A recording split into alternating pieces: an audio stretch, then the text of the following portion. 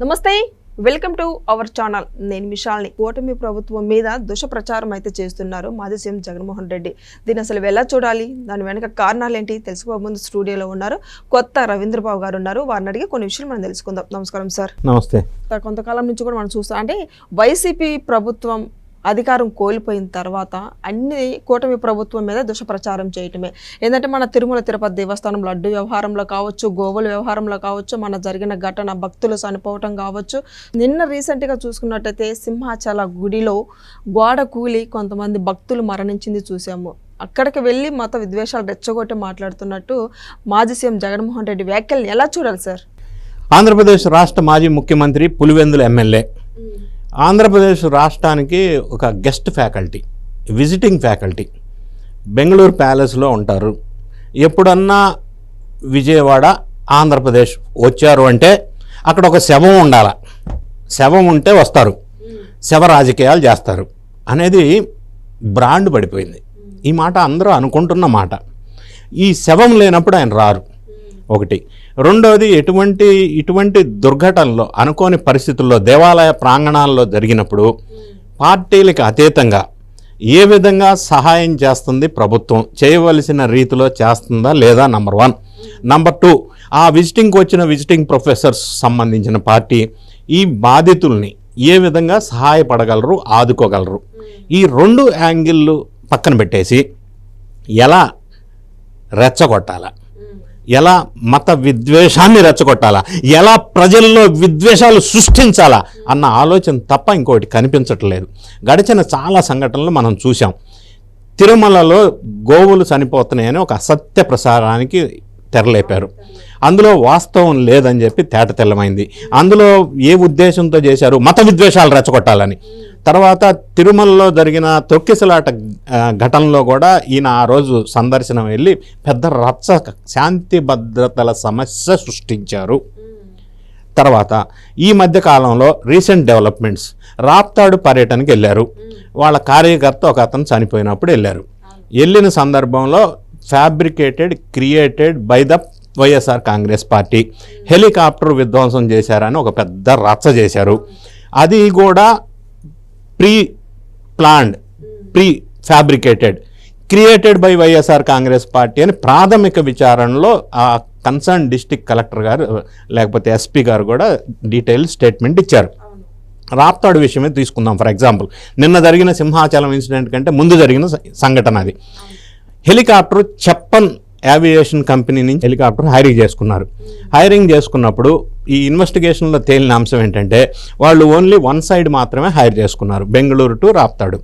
మరి వీళ్ళు ఇచ్చిన అలిగేషను, కలరింగ్ ఏంటంటే రిటర్న్లో హెలికాప్టర్ ఖరాబ్ చేశారు, అందుకే వెళ్ళలేక రోడ్డు మార్గాన్ని వెళ్ళాల్సి వచ్చిందని.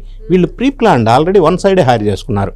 రెండో అంశం, హెలికాప్టర్ అంటే ఫ్లై అవడానికి వీలు లేని పరిస్థితి, టెక్నికల్ ప్రాబ్లం, అది విండ్ షీల్డ్ దగ్గర బ్రేక్ చేశారన్నారు. అసలు ఆ జనాన్ని అందరినీ అక్కడికి తోలిచ్చింది, వాట్సాప్ గ్రూపుల్లో మెసేజ్ పెట్టి పిలిపించింది వాళ్ళే. మూడోది, హెలికాప్టర్ ఆ పరిస్థితుల్లో ఉంటే, ఫ్లై అవడానికి అవకాశం లేని విధ్వంసం జరిగి ఉంటే మరి పైలట్స్ ప్రశాంతంగా హెలికాప్టర్ తీసుకొని బ్యాక్కి వెళ్ళిపోయారు. ఫ్లై అయిపోయింది కదా అదే రోజు 12:46కి. మూడో అంశం, హెలికాప్టర్ రిటర్న్ వెళ్ళినప్పుడు అది డైరెక్ట్గా బెంగళూరు వెళ్ళకుండా మధ్యలో ఆగింది. ఎందుకు ఆగింది? నాలుగో అంశం, ఆ హెలికాప్టర్లో ఓ పెద్ద బాక్స్ ఏదో మిస్ అయింది అంటున్నారు. ఆ బాక్స్లో ఏముంది, ఎవరి బాక్సు, ఎందుకు తీసుకొచ్చారు? నాలుగో అంశం, ఈ హెలికాప్టర్ సప్లై చేసిన చెప్పన్ ఏవియేషన్ సంస్థ వాళ్ళు ఇన్వెస్టిగేషన్కి ఎందుకు సహకరించొద్దని చెప్పింది ఎవరు? ఎందుకు సహకరించదు? పైలట్, కో పైలట్ ఇన్వెస్టిగేషన్కి రమ్మని పిలిస్తే ఎందుకు నాటకాలు ఆడి దోబూచులు ఆటాడారు? దాని వెనక ఎవరు సలహా ఇచ్చారు, ఎందుకు సలహా ఇచ్చారు? వాళ్ళు ఎందుకు సహకరించలేదు? అల్టిమేట్గా ఎక్కడికి వెళ్ళినా శవ రాజకీయాలు. ఫర్ ఎగ్జాంపుల్, గతంలో వినుకొండ వెళ్ళారు, రషీద్ బాషా అని ఒక వ్యక్తి చనిపోయినప్పుడు వాళ్ళు కార్యకర్త అన్నారు. తర్వాత తెలియవచ్చిన అంశం ఏంటంటే అక్కడ పెద్ద నాటకీయ పరిణామాల్లో రకరకాల స్టేట్మెంట్స్ ఈయన క్రియేట్ చేశాడు, శాంతి భద్రతల సమస్య సృష్టించాడు. అసలు విషయం బయటకు వచ్చింది ఏంటంటే ఆయన కార్యకర్తగా చెప్పబడుతున్న వినుకొండలో చనిపోయిన వ్యక్తి జగన్ రెడ్డి గారు లిక్కర్ మాఫియా, లిక్కర్ సామ్రాజ్యాన్ని, లిక్కర్ స్కామ్ను సృష్టించినప్పుడు ఆయన అందులో ఒక వైన్ షాప్లో ఈ కట్టలు, క్యాష్ కట్టలు, లంచాల కట్టలు ఇటు అటు చార వేసిన రోల్ ప్లే చేసిన వ్యక్తి కాబట్టి వెళ్ళాడు. అంతే తప్ప కార్యకర్త అయితే వెళ్ళాల. అదేవిధంగా రాప్తాడు విషయంలో కూడా. సో ఈ విధంగా జరిగినప్పుడు నిన్న సింహాచలం దగ్గరకు వచ్చారు, సరే సంఘటన జరిగింది, దేవాలయంలో జరగకూడని సంఘటన, మనం అందరం ఖండించవలసిందే, ఆ చనిపోయిన కుటుంబాలకి సానుభూతి ప్రకటించవలసిందే. ఆ 8 మంది చనిపోవడం దురదృష్టకరమైన సంఘటన. మనం కానీ జగన్ రెడ్డి గారే కానీ ఏ రాజకీయ పార్టీ కానీ రాజకీయ నాయకుడు కానీ పాజిటివ్ దృక్పథంతో ఏం చూడాలా? అది సంఘటన జరిగిన తర్వాత 5 నిమిషాల్లో రాష్ట్ర హోంమంత్రి స్వయంగా అక్కడ ఉన్నారు, రాష్ట్ర రెవెన్యూ మంత్రి అక్కడే ఉన్నారు, డిస్ట్రిక్ట్ కలెక్టర్ అక్కడే ఉన్నారు. వాళ్ళందరూ హుటాహుటిన 5 నిమిషాల గ్యాప్లో అక్కడ ఉండటం, నియంత్రణ అనేది వెంటనే కంట్రోల్లోకి తీసుకురావటం, దాన్ని వెంటనే ఏ చర్యలు తీసుకోవాలో ఆ చర్యలు ఇన్స్ట్రక్షన్స్ ఇచ్చి దాన్ని రెస్క్యూ ఆపరేషన్స్ వీళ్ళు చేశారు. చేసిన మాట వాస్తవమే కదా. నెక్స్ట్ అంశం, చనిపోయిన కుటుంబాలకి రాష్ట్ర ప్రభుత్వం నుంచి ఎక్స్గ్రేషియా ప్రకటించారు, 25 లక్షలు అన్నారు. ఇప్పుడు జగన్ రెడ్డి గారు అలిగేషన్, ఫాల్స్ బేస్లెస్ అలిగేషన్ ఏంటంటే ఆయన ₹1 కోటి కాంపన్సేషన్ ఇవ్వమన్నారు. ఒకవేళ ₹1 కోటి కాంపన్సేషన్ ఇవ్వాలని ఆయన డిమాండ్ చేస్తూ ఉంటే ఆయన పరిపాలించినప్పుడు రియా హాస్పిటల్లో ఆక్సిజన్ అందక 112 మంది చనిపోయినప్పుడు ఈయన ఏం కాంపన్సేషన్ ఇచ్చాడు? అక్కడికి విజిటింగ్కి ఎందుకు వెళ్ళలేదు? తాడేపల్లిగూడెంలో కల్తీ లిక్కరు వీళ్ళ పాపానికి బలి అయిపోయి 12 మంది చనిపోయారు. మరి ఆ రోజు ఈయన సందర్శనం ఎందుకు చేయలేదు? వాళ్ళ కాంపన్సేషన్ ఎందుకు ఇవ్వలేదు? మరి ఈరోజు టెంపుల్లో గోడ కూలిన దుర్ఘటనలో ₹1 కోటి ఇవ్వాలని అంటున్నాడు. ఈయన ఎప్పుడైనా ఎవరికైనా కాంట్రిబ్యూషన్స్ సహాయం చేశారా? విజయవాడలో వరదలు వచ్చినప్పుడు ₹1 కోటి సహాయం అనౌన్స్ చేశారు. ₹1 రాష్ట్ర ప్రభుత్వానికి కానీ ఎవరికి కానీ అందలేదు. మరి ఊరికే ప్రకటనలకే పరిమితమా? ఒకటి. రెండో అంశం, జమ్మూ కాశ్మీర్లో జరిగిన ఉగ్రవాదుల హింసలో తెలుగు రాష్ట్రాలకు సంబంధించిన 2 వ్యక్తులు చనిపోయారు. For example, Andhra Pradesh deputy chief minister హుటాహుటిని వెళ్ళారు, జనసేన పార్టీ నుంచి 50 లక్షలు ప్రకటించారు. ఇట్లా ఎప్పుడైనా జగన్ రెడ్డి గారు ఆయన జీవితంలో ఇటువంటి సహాయ సహకారాలు చేసిన సందర్భం ఉందా? ఇప్పుడు ఇంకొక మాట అంటున్నాడు, ఆయన ప్రభుత్వం అధికారంలోకి వస్తే ₹1 కోటి ఇస్తారంట. అధికారంలోకి వచ్చేది లేదు, ₹1 కోటి ఇచ్చేది లేదు. ఎందుకంటే ఇప్పటివరకు ఇచ్చింది ఎవరికి లేదు కాబట్టి. అదే ఇచ్చి ఉండుంటే గతంలో మరణించిన వాళ్ళ కుటుంబాలన్నిటికీ ఇచ్చి ఉండాల్సింది కదా. చాలా సందర్భాల్లో ఆయన పరిపాలనలో చాలామంది చనిపోయిన సంఘటనలు జరిగినాయి కదా. మరి అప్పుడు లేనిది ఇప్పుడు ఎందుకు వచ్చింది? 4వ అంశం, మనం నిష్పక్షపాతంగా చూసినప్పుడు ఆ గోడ కూలిపోవటానికి కారణం క్వాలిటీ లేకపోవటం, అది యాక్సెప్ట్ చేద్దాం. ఇమ్మీడియట్ రెస్క్యూ ఆపరేషన్స్, సహాయ సహకారాలు అందించడం, వాళ్ళ సరిగా చూసుకోవడం, లేదా కాంపన్సేషన్ ప్రకటించడం. దీంతో పాటుగా ప్రధానమంత్రి మోడీ గారి సమక్షంలో కూడా ఎక్స్గ్రేషియా కింద 2 లక్షలు ప్రకటించారు. ఈ విధంగా ఇది రాష్ట్రంలోనే కాదు దేశంలో పెద్ద స్థాయిలో ఇది ఫోకస్ అయింది. అందరూ సానుభూతి సంతాపం తెలియజేస్తూ ఎన్డీఏ ప్రభుత్వం వాళ్ళు వెంటనే చేపట్టిన పునరావాస కార్యక్రమం, ఆ కుటుంబాలను ఆదుకున్న తీరు, హాస్పిటల్కి షిఫ్ట్ చేయటం కానీ అపోలో హాస్పిటల్కి, ఇవన్నీ చేస్తున్నది ఒకటి. రెండోది, ఇన్స్టెంట్గా 5 మినిట్స్లో అక్కడంతా యంత్రాంగం ఉండటం. ఇవన్నీ అంశాలను అభినందించకుండా దీని మీద కూడా శవ రాజకీయాలు చిచ్చు పెట్టడం, శాంతి భద్రతల సమస్య ఎందుకు సృష్టిస్తున్నాడు అంటే వైఎస్ఆర్ కాంగ్రెస్ పార్టీలో ఈరోజు ఒక గందరగోళమైన పరిస్థితి ఏర్పడింది. ఎందుకంటే పార్టీలో ఉన్న ద్వితీయ శ్రేణి 3rd లెవెల్ పీపుల్ ఎవరైతే ఉన్నారో వేరే పార్టీల వాళ్ళకి జంప్ చేసి వెళ్ళిపోయారు. ఇక మిగిలింది ఎవరంటే వేరే పార్టీల వాళ్ళు డోర్లు క్లోజ్ చేస్తే వెళ్ళటానికి వీలు కాగా మిగిలిన వాళ్ళు. 3వ అంశం ఏంటంటే పదవుల పంపడం చేద్దాం అనుకున్నా కూడా ముందుకు ఎవరూ రావట్లేదు. పరిస్థితి అధ్వానంగా ఉన్నప్పుడు, ఒక గందరగోళమైన పరిస్థితుల్లో, ఆయన ఏ డెసిషన్ తీసుకోవాలో తెలియని పరిస్థితుల్లో, ప్రజల నుంచి పూర్తిగా డిటాచ్ చేసిన సందర్భంలో ఈ లిక్కర్ స్కామ్లో కేసు చుట్టుకుంటుందా తెలియదు, కాదంబరి జత్వాని కేసు విషయంలో ఈయన మెడకు చుట్టుకుంటుందా తెలియదు, బాబాయ్ హత్య కేసు విషయంలో ఈయన మెడకు ఏ రోజు చుట్టుకుంటుందో తెలియదు. ఈ అన్నిటి స్కాము, అక్రమాలు, ఈ జైలు బాట పడుతున్న వీళ్ళందరూ కూడా అంతిమ లబ్ధిదారుడు ఎవరు అని ఎంక్వైరీలో కనుక తేలితే జగన్ రెడ్డి గారి పేరు బయటకు వచ్చే అవకాశం స్పష్టంగా ఉంది. ఈ విధంగా ఒకవేళ జైలుకి వెళ్తే పార్టీని కాపాడే సెకండ్ లైన్ నాయకత్వం లేదు. ఎందుకంటే ఇంతవరకు ఉన్న A2 విజయసాయిరెడ్డి గారు పక్కకి వెళ్ళిపోయారు.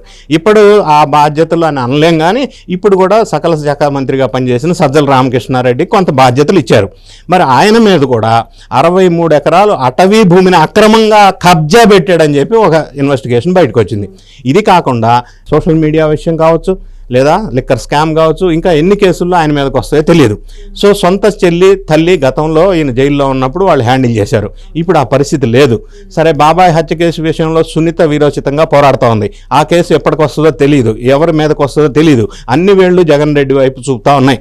రకరకాల స్కామ్స్ బయటకు వస్తూ ఉన్నాయి. ఇటువంటి గందరగోళ అయోమయ పరిస్థితుల్లో శాంతి భద్రతల సమస్య సృష్టించడం కోసమా వైఎస్ఆర్ కాంగ్రెస్ పార్టీ నీరుగారిపోతున్న సందర్భంలో శ్రేణుల్ని కొంత ఉత్సాహం రేపెత్తించే ఒక చర్యగా ఈ విధంగా మాట్లాడుతున్నాడా అనే విషయాన్ని చూడాలి తప్ప ఇంకొక అంశం ఏం ముడిపెడతా ఉన్నాడు.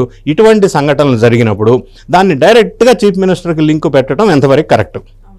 అట్లా కాకుండా నిర్మాణాత్మకమైన సలహా, నిర్మాణాత్మకమైన సపోర్ట్, అది బాధితులకు కానీ గవర్నమెంట్ కానీ ఆ పాత్ర ఆయన పోషించి ఉంటే బాగుంటుండే. కానీ గందరగోళ అయోమయ పరిస్థితుల్లో పార్టీ పరిస్థితి కానీ ఆయన పరిస్థితి కానీ వ్యక్తిగతంగా కేసుల విషయంలో ఇన్ని రకాల గందరగోళాల మధ్య ఆయన ఈ విధమైన టెంపుల్లో గోడ కూలిన సంఘటనలో చేయటం కరెక్ట్ కాదు. ఏదేమైనా ఎన్డీఏ ప్రభుత్వం వాళ్ళు కూడా ఇది సున్నితమైన సమస్య, వెంటనే హ్యాండిల్ చేసిన విధానాన్ని మనం అప్రిషియేట్ చేయాలి. కాకపోతే గోడ నాణ్యత లేకపోవడం అనేది వాస్తవం. కన్సర్న్డ్ ఇంజనీర్కి ఏమి అప్రోప్రియేట్ ప్రకారం ఇన్వెస్టిగేషన్ చేయాలి. స్వయాన ముఖ్యమంత్రి గారు ఒక కమిటీని ఏర్పాటు చేసి 3 మెంబర్స్ తోటి 72 అవర్స్లో రిపోర్ట్ ఇవ్వమని చెప్పారు. ఆ రిపోర్ట్లో కొంత ప్రిలిమినరీ ఇన్ఫర్మేషన్ బయటకు వస్తుంది. ఈ విధంగా ముందుకెళ్తున్న తరుణంలో ఆయన నిర్మాణాత్మకమైన సలహా ఇవ్వకుండా ₹1,00,00,000 నేను వచ్చినాక ఇస్తా, ఆయన వచ్చేది ఎప్పుడు ₹1,00,00,000 ఇచ్చేది ఎప్పుడు, ఎవరికి ఇచ్చాడని ఇంతవరకు ఎవరికి లేదు కదా. అసలు ఈ పరామర్శ అనేది ఈ జమ్మూ కాశ్మీర్ ఉగ్రవాదుల్లో బలైపోయిన వ్యక్తులకు ఎందుకు వెళ్ళలేదు పరామర్శ? వాళ్ళు దారుణం కదా. సో అటువంటి అన్ని పక్కన పెట్టి రాజకీయ లబ్ధి కోసం ఆయన ఎప్పుడు బెంగళూరు నుంచి బయలుదేరితే అప్పుడు శవం ఉంటుంది ఇక్కడ ఆంధ్రప్రదేశ్లో. ఈ రాజకీయాలు అనేది ఆయన ఈ విధంగా చేయటం ఇప్పటికైనా రియలైజేషన్ వస్తే బాగుంటుండే. అయితే మరి ముఖ్యంగా ఇంకొక మాట అన్నారు సార్, చంద్రబాబు నాయుడు గారు డైవర్షన్ పాలిటిక్స్ చేస్తున్నారు ప్రభుత్వంలో అని ఆయన విమర్శిస్తున్నారు. ఈ విమర్శలను ఎట్లా చూడాలి సార్? డైవర్షన్ పాలిటిక్స్ చేయవలసిన అవసరం చంద్రబాబు నాయుడు గారికి ఉందా, జగన్ రెడ్డి గారికి ఉందా?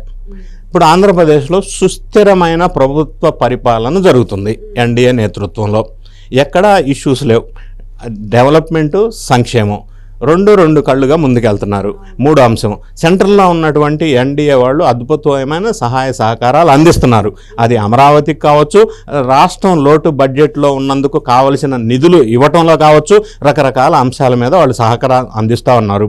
సో ఈ విధమైన పరిస్థితి ఎన్డీఏకు ఉన్నప్పుడు ఇప్పుడు రాష్ట్ర ముఖ్యమంత్రి డైవర్షన్ పాలిటిక్స్ చేయవలసిన అవసరం ఎందుకు ఉంది, ఎక్కడుంది? అది బేస్లెస్ అలిగేషన్. ఒకవేళ డైవర్షన్ పాలిటిక్స్ చేయాలి అని అనుకుంటే అది జగన్ రెడ్డి గారి పరిస్థితి అయోమయంలో గందరగోళం ఉంది కాబట్టి ఇటువంటి పరిస్థితి, ఇటువంటి మాటలు ఆయన మాట్లాడుతున్నట్టుగా మనం అర్థం చేసుకోవచ్చు. Thank you sir. Thank you.